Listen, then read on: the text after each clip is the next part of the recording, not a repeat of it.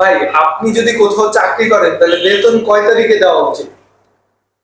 5 তারিখ থেকে 10 তারিখের মধ্যে দেওয়া উচিত। কি কারণে দেওয়া উচিত? কারণ যারা চাকরি করে এরা তো সবাই চাকরিজীবী, তাই না? আপনার প্রত্যেকেরই সংসার খরচ আছে, নিজের পার্সোনাল কিছু খরচ আছে। তো এই জিনিসগুলো আপনার মিনিমাম 10 তারিখের মধ্যেই সবকিছু যে বিলগুলো থাকে এগুলো পে করা লাগে। তাহলে কি ওই যে পারিবারিক সমস্যা হ্যাঁ, হবে? পারিবারিক সমস্যা করে, ফ্যামিলিতে সমস্যা হয়, মাসিক বাজারে সমস্যা হয়, ঠিক আছে, হাত খরচের সমস্যা হয়।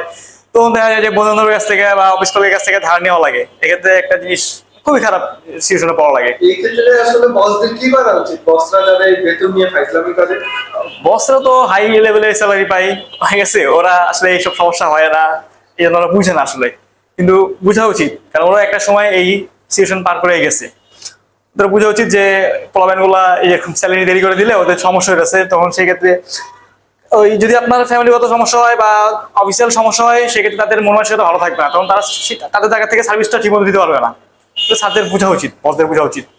আচ্ছা ঠিক আছে, তাহলে 10 তারিখে বেতনের সাথে হচ্ছে যে কাজেরও একটা ইস্যু আছে। হ্যাঁ, হ্যাঁ, বেতন সময় মতো পেলে কাজও ভালো হবে। কাজে ভালো হবে, হ্যাঁ, সবাই মনের সাথে ভালো আবার থাকবে। হচ্ছে যে আপনি আপনার ফ্যামিলিও ঠিক রাখতে ঠিক পারবেন। রাখতেছেন, হ্যাঁ, সব দিক থেকে সব ঠিক। আচ্ছা ভাই, থ্যাংক ইউ। ওয়েলকাম।